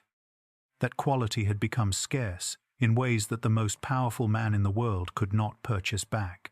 Faustina died in 175 AD, in the small town of Halala at the foot of Mount Taurus. On the journey through the eastern provinces that followed the revolt of Avidius Cassius, they had been married for 30 years. She had been present for the entirety of his adult life, for the births and deaths of their children, for the campaigns and the crises, for the slow accumulation of a shared history that only a long marriage produces. Marcus said nothing public about his grief. The Meditations contain no passage that reads obviously as having been written in the days or weeks immediately after her death. The journal was a philosophical practice rather than a diary of events, and Marcus did not use it to record emotional responses to specific losses in the direct way that a diary might. But there are passages in the later books of the Meditations, written after 175 AD, that carry a different quality from the earlier ones. Not a different philosophy, the same practice, the same commitments, the same daily return to the principles he had been working with for decades. But something in the texture has shifted. The earlier books have a quality of striving, of a person building something, working toward a state of mind that does not yet fully exist. The later books have a quieter quality, as if the striving has been replaced by something more like maintenance, the careful tending of what has been built through the knowledge that the time for building more is probably running short. He writes, across multiple books of the Meditations, about the practice of inner self-sufficiency, about the philosophical ideal of a mind that does not require external conditions or external presences to maintain its quality. He writes about this ideal repeatedly. He was not writing it because he had achieved it. He was writing it because he kept finding it difficult, because the practice of not needing what you have lost is harder than the practice of not wanting what you never had, and because writing the reminder was the tool available to him. This is one of the places where the Meditations are most honest about the gap between philosophical aspiration and human reality. The ideal of the self-sufficient Stoic mind is real and genuinely valuable as an aspiration. But Marcus, in practicing it under the conditions of his actual life, kept discovering that aspiration and arrival were not the same thing and might never be. He kept writing the reminder anyway. The reminder was the practice. The practice was what he had. His surviving children brought their own weight to these years. He had tried genuinely to give them what Rusticus had given him, not just knowledge, but an orientation toward knowledge, a way of taking seriously the question of what kind of person you are becoming. The evidence suggests some of them received this, and some of them did not, or could not. Shaped as they were by forces beyond what their father's philosophy could anticipate or control. Lucilla, his eldest surviving daughter, had been given in marriage to Lucius Verus as part of the political settlement of the early reign, a decision she had not been consulted about and had not forgiven entirely. After Lucius died, she was remarried to a general named Claudius Pompeianus, again by the logic of imperial political necessity rather than her own preference. In 182 AD, 2 years after Marcus's death, Lucilla would participate in a conspiracy to assassinate Commodus. The conspiracy failed. She was exiled to Capri and later executed. Marcus did not live to see this, but the choices that shaped it had been made during his lifetime. Arrangements imposed on a daughter who had limited say in the arrangements that governed her life. The ordinary cruelties of power exercised within a family. Not malicious, not avoidable within the political constraints Marcus operated under, but real and consequential in the life of the person who bore them. He writes about his children in the Meditations without naming them, as he writes about almost everything personal without naming it directly. He writes about the practice of loving mortal things with the clarity of someone who knows what they are, about holding what you love without the additional suffering of pretending it cannot be lost. He understood, philosophically, what this required. He practiced it, humanly, with the imperfection that the gap between understanding and living always produces. The loneliness was not a failure of his philosophy. It was a condition that his philosophy could help him carry, but could not remove. And carrying it, which he did, for years, without public complaint and without abandoning the practice that gave the carrying a shape, was itself a form of the courage that the Stoics placed at the center of the philosophical life. He was the most powerful person on earth, and he was working through the last years of his life in a kind of fundamental solitude, sustained by a practice he had built across decades and maintained across losses that would have unmade a person with a less developed inner life. The tent was a long way from the household where his grandfather had taught him to be gentle. He had carried the lesson that whole distance. Chapter 10. The Final Campaign. In 178 AD, Marcus Aurelius left Rome for the last time. He was 56 years old. His body had been registering its objections to the life he had demanded of it for years. The ancient sources describe a chronic condition affecting his digestion that modern historians have interpreted variously, with some suggesting a peptic ulcer, others pointing toward a more serious gastric disease that the ancient world lacked the vocabulary to name precisely. He was thinner than he had been in middle age. He moved more slowly. The portraits from these years show a face that has settled into its age without attempting to resist it.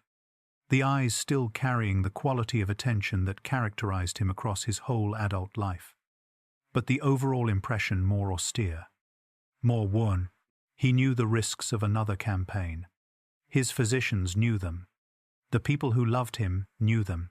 The Marcomannic situation had improved substantially since the worst years of the late 160s. The most dangerous tribal confederations had been pushed back. Significant military gains had been consolidated, and several major tribal groups had submitted to Roman authority or were in negotiation. But the northern frontier had not been resolved in the durable way that Marcus had been working toward. The establishment of two new provinces north of the Danube, Marcomannia and Sarmatia, that would push the effective border northward and give the empire the strategic depth along the Danube that Italy's vulnerability had demanded since those first terrifying crossings a decade earlier. That strategic objective was within reach. The knowledge of how to pursue it, accumulated across 15 years of personal engagement with the frontier, lived in Marcus in a way that could not be transferred to a successor through documents and briefings. He was the institutional memory of the effort, leaving it unfinished because his body was finding the work increasingly expensive was not a calculation that his version of duty allowed. He also had Commodus with him. Commodus had been co-emperor since 177 AD, carrying the title and the formal authority while Marcus carried the actual work. He was 19 years old in 178.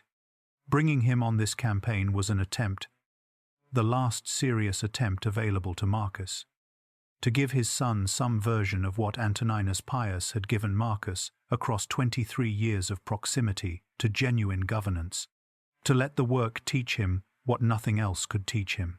Whether Commodus was capable of receiving that education, the historical record answers with the sadness of hindsight. He was present on the campaign. He performed the ceremonial functions of his role. The actual military and administrative work was conducted by the experienced officers and advisors Marcus had assembled around him over years of careful attention to the question of who was actually capable. Commodus tolerated the campaign the way a person tolerates a necessary inconvenience, waiting for it to be over. Marcus watched. He managed the military situation. He administered the empire by correspondence from tents and field headquarters. And he wrote, "The meditations of this final period have a quality that distinguishes them from the earlier books for careful readers. The philosophy has not changed. The practice has not been abandoned. But something in the tone has shifted from construction to tending, from building toward a state of mind to maintaining it against the conditions that were now, quite directly, the conditions of a man approaching the end of his life in a military camp far from home." He writes about death in these later passages with a directness that never tips into the dramatic. not resignation. Exactly. Something quieter. The accounting of a man who has been living in proximity to mortality, his own and others, for most of his adult life, and who has worked long enough on the philosophical practice of accepting impermanence that the acceptance has become, if not effortless, at least genuine. He writes about the practice of completing each day as a thing in itself, so that if it proves to be the last day, it will not have been an incomplete one. He writes about the long list of emperors who believed their power made them permanent, and who are now equally dissolved in the long passage of time. He writes these things not as a performance of philosophical equanimity, but as the practical maintenance of a person who knows that the work of staying clear requires constant attention and refuses to give that attention up until the morning, when there is no longer a morning to give it. In the late autumn and winter of 179 AD, the military campaign was approaching the resolution Marcus had been pursuing for more than a decade. Roman forces had pushed deep into Germanic territory. Several of the major confederations had submitted or were in serious negotiation. The provinces he had envisioned were beginning to appear achievable rather than merely aspirational. Then his body made the decision that his will had been deferring. The ancient sources are imprecise about the specific nature of his final illness, as they are about most ancient medical questions. The Historia Augusta describes a deterioration over several days. A man who continued to receive advisors and conduct the governance of the empire and then stopped eating and began to decline quickly. Modern historians have proposed various diagnoses, with some suggesting that the Antonine Plague, which had been moving through the empire for more than a decade, finally reached the man who had spent years organizing responses to it. Others point toward the chronic condition that had been degrading his health for years, reaching a point beyond which the body could not recover. The sources do not permit certainty. He was at Vindobona, the Roman military camp on the Danube that would one day become the city of Vienna. He was in a military tent in a military camp on a frontier he had spent the better part of 2 decades defending. The accounts of what passed between Marcus and Commodus in these final days were recorded by ancient writers who were not present and who were working from information of varying reliability. The specific words those accounts attribute to Marcus are almost certainly reconstructed in the ancient literary tradition rather than preserved verbatim. What the sources broadly agree on is the character of the exchange. Marcus gave his son guidance. He spoke about governance and the importance of the advisors assembled around him. He urged Commodus to do the patient, unglamorous work that ruling well required. He sent Commodus away before the end. He did not want his son to watch him die. Whether this was an act of paternal protection or a request for the particular kind of privacy that certain acts require, or both, the ancient sources do not clarify. He gave the watchword for the night to the tribune on guard duty, as he had done throughout his reign. He wrapped himself in his cloak. He turned to face the wall. The date given in the ancient sources, with some variation across different accounts, is the 17th day of March in 180 AD. He was 58 years old. He had held the throne for 19 years. He had governed through plague and war and betrayal and personal loss without putting down the practice that had been the spine of everything he did. The soldiers on the Danube frontier mourned him with a quality of grief that the ancient sources found worth recording. Not merely the formal grief that Roman protocol required of soldiers for a dead emperor. Something more specific.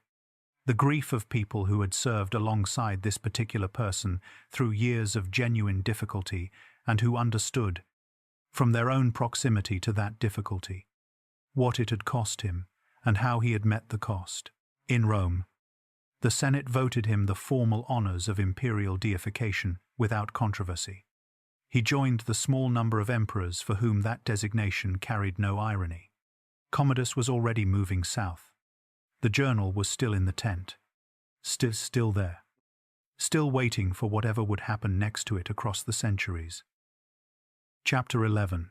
What he left behind, and what was lost. The empire that Marcus Aurelius had governed for 19 years did not survive him in any meaningful sense. That statement requires some precision, because the administrative structure of Rome continued for centuries after his death, and the city of Rome itself persisted in various forms for longer still. But the particular thing that Marcus had represented, the idea that the power of the Roman state could be wielded by a person who genuinely feared what power did to people, and who spent their entire tenure trying to govern that fear as carefully as they governed everything else. That particular thing ended in the winter of 180 AD, on the banks of the Danube. What replaced it was Commodus. Commodus became sole emperor at the age of 18. He addressed the Marcomannic situation by negotiating a settlement that abandoned the strategic gains Marcus had been working toward, accepting terms that most Roman military men considered inadequate and that rendered the years of fighting on the northern frontier less conclusive than they should have been.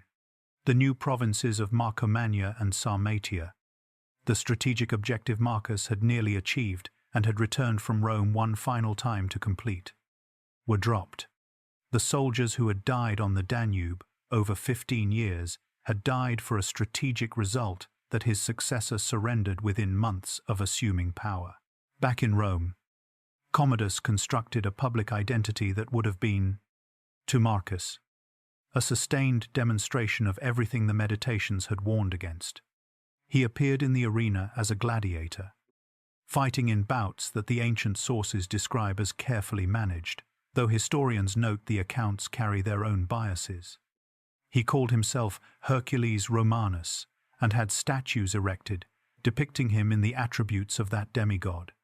He renamed the city of Rome after himself, calling it Colonia Commodiana, and renamed the months of the calendar after the various titles he had accumulated.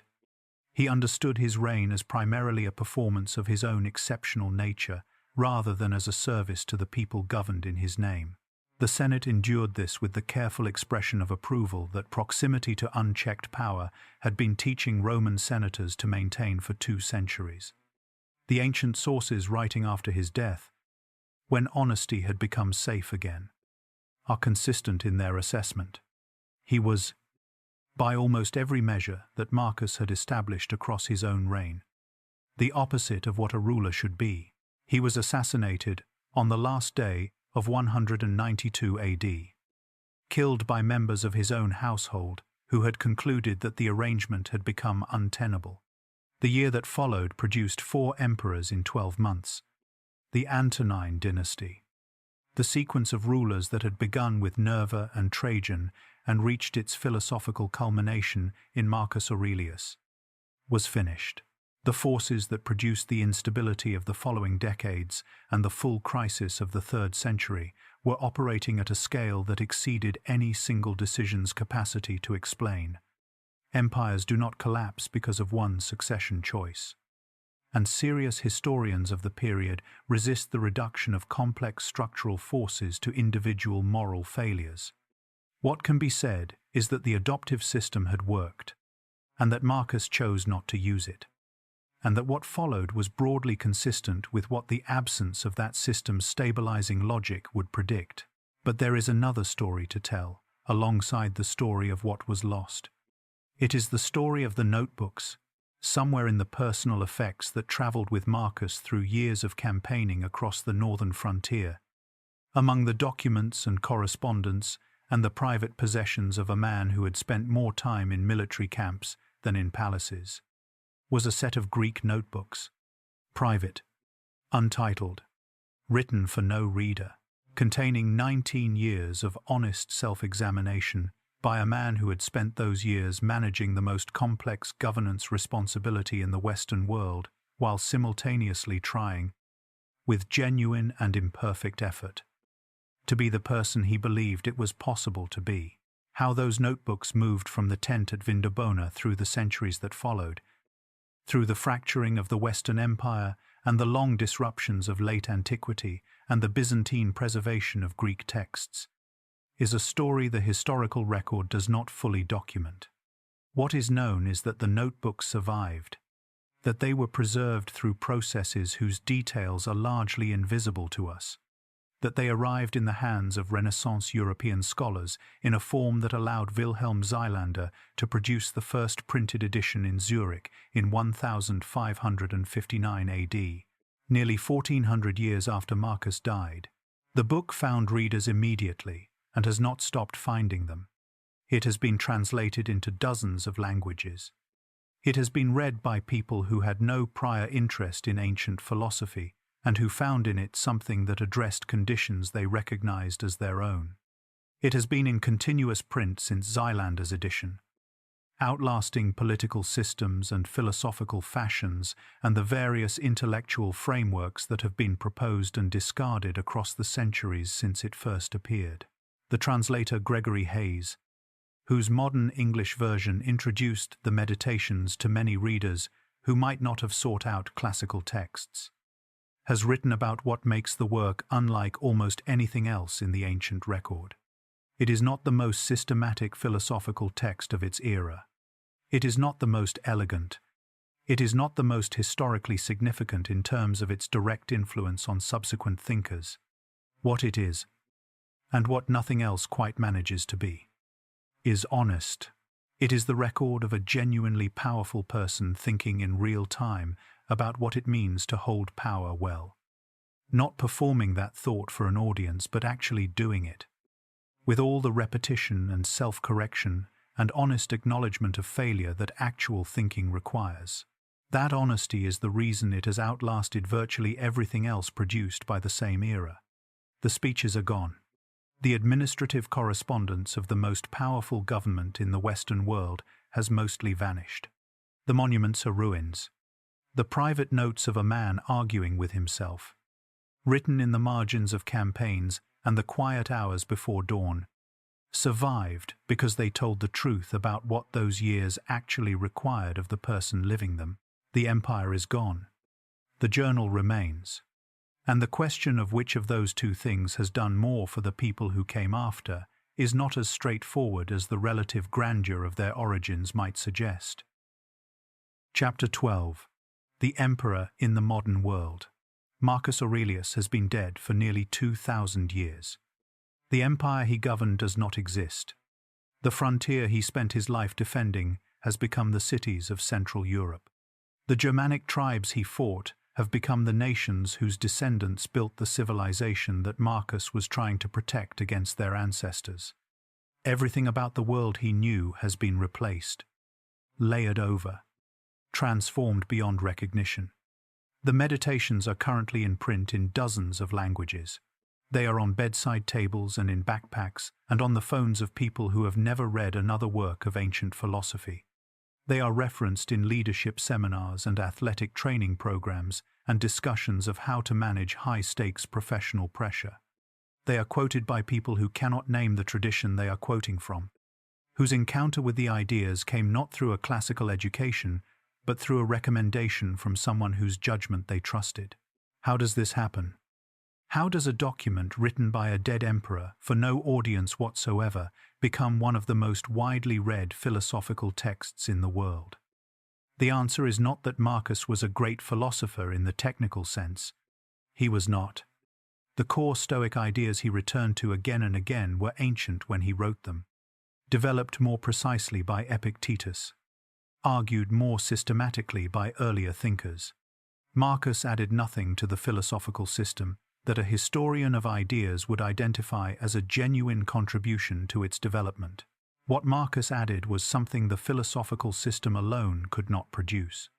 He added the record of a specific person, in specific conditions of almost unimaginable pressure and complexity, trying to live by those ideas and failing and trying again and failing and trying again, and writing about the process with a degree of honesty about the gap between the aspiration and the actual that the more polished productions of formal philosophy rarely achieve.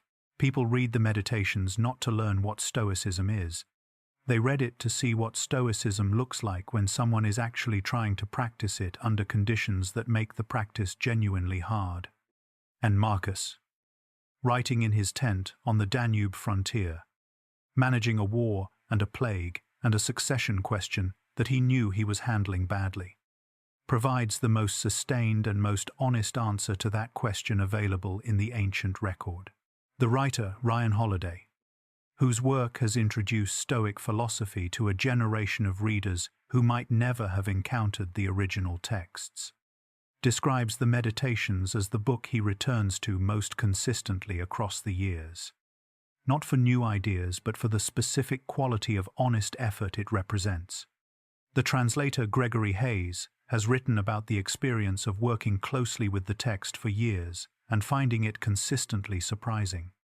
Not because Marcus says unexpected things, but because of the consistency with which he says difficult, true things about himself. This is the paradox at the center of the Meditations' strange afterlife. Marcus wrote the work to survive his own life, not to be admired by future generations. He wrote it in Greek so that it would feel less official. He gave it no title so that it would feel less like a document. He addressed it to himself so that no audience could shape what he wrote. He did everything available to him to make the work honest rather than impressive. And the work became impressive precisely because of how successfully he made it honest. The journal he never intended anyone to read has been read by more people than the speeches he gave in the Senate, or the legal judgments he made across 19 years of active governance, or the diplomatic correspondence that helped manage the most complex political entity in the Western world. 2,000 years later, in a world that would be unrecognizable to him, the most durable thing Marcus Aurelius left behind is the record of a person genuinely trying. Chapter 13. The question he left open. We began in a tent. Not because we know for certain what that tent looked like, or what Marcus was thinking in the quiet before dawn on any specific morning of his reign, but because his writings invite us there, because the image of a man sitting with a lamp and a journal and a question he cannot fully answer is the truest image available of what the Meditations actually are and what the life that produced them actually was. Marcus Aurelius was not a saint. He would have refused the description with the same directness he brought to every other form of flattery. And his journal is the most sustained available argument against it.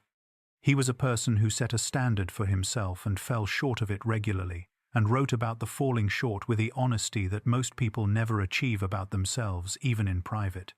He was a person who was given more power than any human being should probably have, and who used it imperfectly, but genuinely, in the service of something he believed was larger than himself.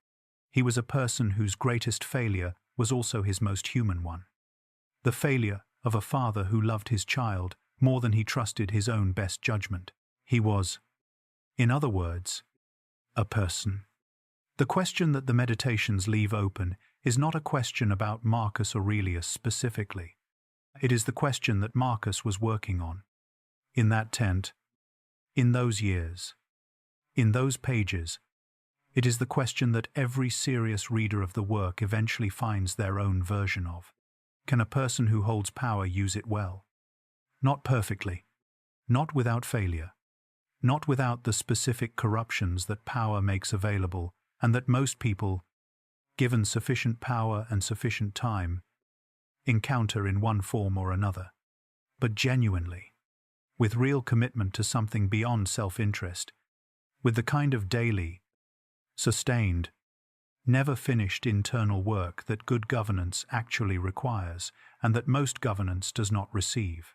Marcus's life is the most serious attempt to answer yes that the historical record has produced, and it is not a comfortable yes. The yes comes with a cost that the Meditations document in detail. It requires the practice of returning, of beginning again the morning after the day you did not do it well, of writing the reminder again, meaning it again, going back into the world and trying again. Not because trying guarantees the outcome you are working toward.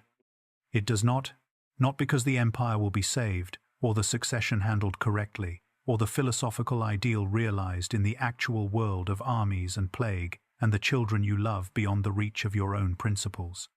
It will not be. Not entirely. Not for long enough. But because the practice is the only thing that was ever entirely yours, The only thing that no external force, not plague or war or the indifference of the powerful or the passage of time, could take from you as long as you were alive to keep it. Marcus called this the ruling faculty, the part of you that makes choices, the part that remains yours regardless of what happens around it. He wrote about protecting it more than he wrote about almost anything else. He wrote about it because it was the thing he was most afraid of losing and the thing he was most committed to keeping. He wrote about it to himself, which is the only context in which writing about it is honest rather than performative. 2,000 years have passed. The empire is gone. The frontier is a tourist destination. The political world Marcus spent his life trying to improve has been replaced by different political worlds facing different versions of the same permanent questions.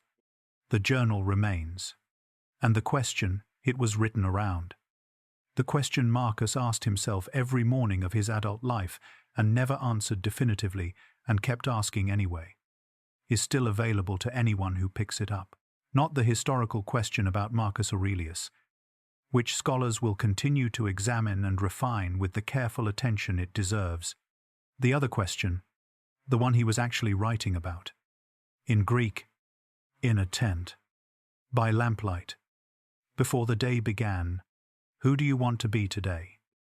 He answered it imperfectly across 58 years. He came back to it every morning. He kept the practice alive through everything that the world delivered to him and through every way that he failed himself. Until the morning he did not come back. If this journey through his life has given you something worth carrying, I would be glad to hear what it is. The story of a man who held power and feared it. The philosopher who wrote his most honest words in a notebook he never intended anyone to read. The father who knew the risk and made the choice anyway. Or simply the person who got up every morning and tried again. Whatever brought you here tonight, thank you for staying until the end. Until the next story, I wish you a quiet night. And if the question is waiting for you when you wake, I hope you find it worth answering.